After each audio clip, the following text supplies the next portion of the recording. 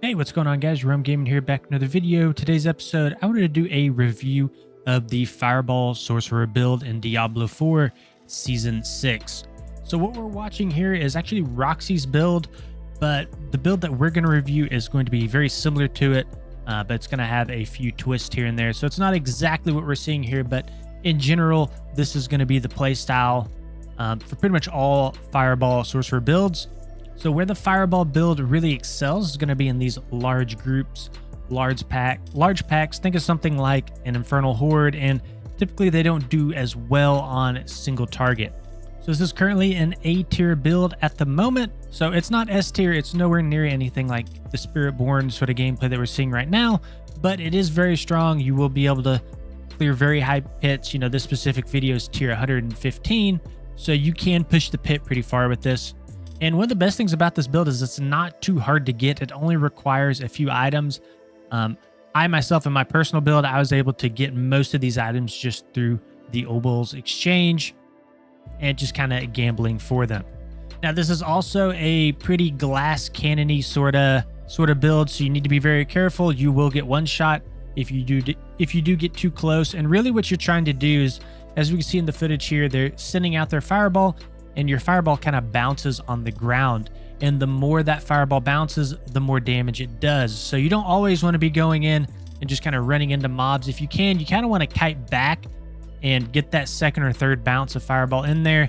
And that will be doing a whole bunch more damage than just kind of running in on top of enemies. So typically you do need to be a little bit more cautious with this build than with others.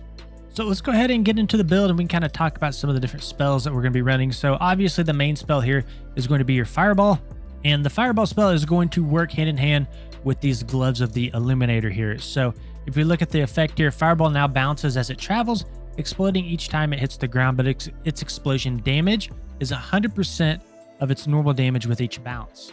So that's one of the reasons this build can be a little bit difficult to pull off, especially in like a tight corridor, a tight hallway where mobs aren't super spread out. You don't have a lot of area to kite back and kind of work with. But in something like an Infernal Horde, this is a really fun build to play because you just kind of press it and it bounces all over the screen and it just kind of wipes the hordes out. So you should be able to gamble for this. However, if you can't, you can see here that it does drop from the Beast and the Ice Boss. So you can kind of farm out some boss mats and farm this specifically if you're getting unlucky with rolls. And then the other item kind of want to talk about here is the Staff of the Endless Rage. So while the gloves make it bounce, the staff is going to kind of give it that big AoE effect. So I do consider this to be one of the core items of the build. So every third cast of Fireball launches 2 additional projectiles and deals 90% increased damage. And you can see just by looking at it, right, pretty much everything here scales with Fireball. We're getting projectile speed, we're getting chance for projectiles to cast twice, we're getting ranks into Fireball, so everything is kind of funneling into that one specific spell. Now, one thing that we haven't really talked yet is resource generation. So how do you keep your resources up when running this build? So this is going to be the third core item that I'd highly recommend to get, and this is going to be Ring of the Starless Skies. So if we look at the effect on this ring, spending your primary resources is going to reduce the resource cost of your skills, and it's going to increase your damage by 10% for 3 seconds up to 50% max. So this is going to be kind of how you sustain your mana pool going into these packs, because if you don't have this ring, it'll be very difficult to keep that mana up. And you'll probably be having to run some sort of primary resource aspects to be able to keep your mana up, because without some sort of a primary resource effect, this build's not really possible to pull off. You're just going to be drained for mana the whole time. So that's pretty much it in terms of like the really core items. There are some other things like Eye of the Three Curses here. So increase the critical strike damage of meter and Fireball by 68%. Double this bonus against healthy targets. That's going to give us a lot of punch to our Fireball. We also have our Air of Perdition here. So we're getting stats to core skills. We're getting critical strike chance, more lucky hit chance, movement speed, and then again, just sort of another damage modifier through Mother's Favor. And these are also going to be the 2 runes that we're running in this build. And the main reason we're running these 2 is because they're going to give us a bunch of damage reduction, and they're going to give us a lot of offering towards our second rune ward. And then in Staff of the Endless Rage, we're going to be running these 2 runes here. And the reason we're running these is because they're going to give us pretty much a free 15% damage buff with pretty much 100% uptime. So there's pretty much no reason not to run these 2 runes in pair. So now let's go ahead and talk about skills. So first skill, obviously, we're going to talk about is Fireball. And again, like we said earlier in the guide, you want to get at least one bounce of fireball out. So you don't want to be just running onto mobs and just, running right on top of them, only damaging with that first initial bounce. You want it to bounce twice. So we're going to be maxing out fireball. And then we're also going to be putting some points into enhanced fireball, and then also some points into destructive fireball. Now, the thing about enhanced fireball is this is what's going to put that burn effect on the enemy target. So if you do get gear that does plus burn damage, this will, scale with enhanced fireball essentially. So fireball does not burn without this talent. Up next, we're running teleport. So teleport's going to be really good because this is going to give us that unstoppable. And you really just get a lot of movement speed from teleport as well. That's why teleport's in pretty much every single sorcerer build.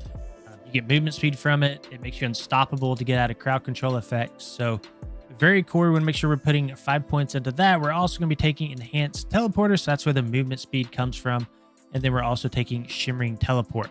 That's going to give us a little bit of damage reduction. Up next, we'll be running ice armor. This is very common in most sorcerer builds, is running ice armor along with our flame shield here. So we're putting 1 point into that. We're going to be taking enhanced armor to give us some mana regeneration, and then also shimmering ice armor to give us some of that CDR. And then we're also, of course, taking flame shield. And the only reason we're really taking flame shield is due to the immune effect from it. It is a lifesaver, and there are no super great nodes here for flame shield. So we're just going to be putting 1 point into that and kind of moving on to our familiar. So familiar here is going to give us a whole bunch of damage actually, and it's really just giving us passive damage. And one of the main parts of familiar is going to be this node here, invoked familiar. So while you have an active familiar, you just flat out do 10% more damage. Now you can also get the burn effect as well through enhanced familiar. So we talked about fireball and how we get the burn effect from that. Your enhanced familiar will also apply a burn effect for 40% of burning damage over 4 seconds to enemies. But this only impacts enemies that your familiar actually hits. So your fireball is going to be hitting more enemies, right, than your familiar is. So really the burn from fireball is going to be more potent than this, but it is still nice to have. Now, one thing about familiar is it is also a conjuration spell. So that means that we put 3 points into conjuration mastery, and each stack of conjuration mastery that we get, we're getting 3% damage, 3% movement speed, and 6% mana regeneration. So that mana regeneration is pretty nice, but unfortunately it's not enough to keep up with the mana that's required for this build unless you have some sort of aspect that's going to give you that primary resource, or you're running something like Ring of Starless Skies. So just kind of keep that in mind. And then the final spell we're going to talk about here is our Ice Blades. So this is another conjuration spell.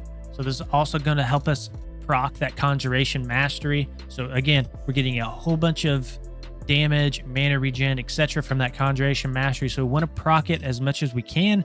And this will also activate our enlightenment. So if you're not sure with what enlightenment is, that's going to be this node down here at the very bottom. So what we can kind of do is cast a fireball, then cast a charge of ice blades, and kind of go back and forth in between those different spells. So this is one of the really cool parts of this build is we're running some fire spells, we're running some frost spells, we're running some shock spells, and all these different elements are kind of coming together to build up these enlightenment charges. Now, when you do become enlightened, we do get that 25% damage modifier. We get 45% mana regen and 20% attack speed. So to be honest, this is not something you really have to worry about too much, but just try to make sure that you're not casting the same element twice in a row. All right, let's talk about our Paragon board and some of the glyphs we'll be running. So this is going to be this first board here, our starter board. The first glyph you want to worry about is the Tactician, and you're going to be picking up the Studied node along with the Elemental Balance node. Then down here at the bottom of the tree, you're going to make sure you're picking up an Elementalist node here and a Resilience node. And the main purpose of the Tactician node is to buff Elemental Balance and Studied. So this is going to give those two nodes a 270% bonus, which is absolutely massive. And then we're also going to be getting that 10% increased damage for 4 seconds after casting a defensive skill. We do have 2 defensive skills that we'll be using quite frequently on a pretty low cooldown. Then from there, we're going to be going directly north, and we're going to be picking up the Destruction Glyph. So not too much going on with Destruction. It's just going to give us a whole bunch of critical strike. And then we're going to be taking the Cinders rare node. That's going to give us a little bit more burn damage from our fireball. And then the Explosive node as well. Again, just more critical strike damage. And then one thing that I think might have been a mistake in this specific board is they're just a couple points away here from Burning Instinct. So I'd highly recommend, you know, if you are going to path in this direction and pick up Keeper of the Flames, which I would recommend to do, I put a few points here into Burning Instinct. All right, then from here, we'll be going directly to the left. So this will be the third board that we're looking at, and that's going to be Searing Heat and Elementalist. So Elementalist is going to be our glyph. This is also going to give us that 275% bonus to all of the rare nodes within its range. So if we take a look here at Elementalist, that's going to be buffing up our Flame Touched as well as our explosive nodes. If we take a look here, this will also be giving us pretty much a consistent 15% increased damage, 5% per element, 3 elements, stacking up to 3 times. So pretty much a flat 15% damage modifier. And then for the legendary node up here in the top left, we have Searing Heat. So again, just more critical strike, chance, and damage. Then from here, we're going to go all the way to the right again. Then from here, we're going to go directly up on our board. So 1, 2, 3 boards up from our start. We'll be running the Unleash glyph here. So Unleash is going to be giving us that big buff to our elemental favor. So 40% non-physical damage, and then a big buff to our weakness node. So that 25% vulnerable damage. So one thing that I did not talk about earlier is how do we apply vulnerable? That's going to actually be through our Ice Blades. So that will help a little bit with boss damage. And then for our legendary node, we're going to be taking Frigid Fate here, sort of in the center of the board, which is just going to give us more bonus damage to vulnerable enemies. And then our final board is going to be kind of to the far right over here. And the glyph that we're going to be using here is Pyromaniac. So Pyromaniac is going to be buffing our elemental balance node. So just more non-physical damage, and then our lightning cutter. So more vulnerable damage, more boss damage. Now, if we go back to Pyromaniac here, every pyromancy skill you cast or every second you channel Incinerate increases your fire damage by 2% for 6 seconds up to 10%. So again, just more of a flat damage modifier. So if you just kind of look holistically at the board, in most cases, we're taking pretty much every single rare node and every single magic node. There are a few cases like up here in our very top board. There's a couple sections where we're skipping out on a few of the rare nodes, some of the magic nodes. And then over here on our third board, we're missing a section up here in the top left. But for the most part, everywhere else, we're going to be picking up all the magic and rare nodes throughout these boards. All right, up next, let's talk about enchantments. So the 2 enchantments we're running is Ice Blade enchantment as well as the Fireball enchantment. So Ice Blade enchantment is going to basically allow us to spawn more Ice Blades, and the more Ice Blades we get out, the more Conjuration Mastery stacks we get, and the more Enlightenment stacks we get as well. So more Ice Blades are a good thing. And then for the Fireball enchantment, so when we kill an enemy, they're going to explode in a fireball for 50% of its normal damage. And that's going to be very good for us, right? Because pretty much all of our modifiers throughout all of our boards are going to be funneled into Fireball. All right, so if we go back to our main tree, right, you can see a fully decked out character is going to have 37 points into Fireball. So all that's going to be funneled back into this enchantment here. And of course, we cannot end the video without saying thank you to our patrons. Guys, if you enjoyed the video, please consider liking and subscribing to the channel. We'll see you on the next one.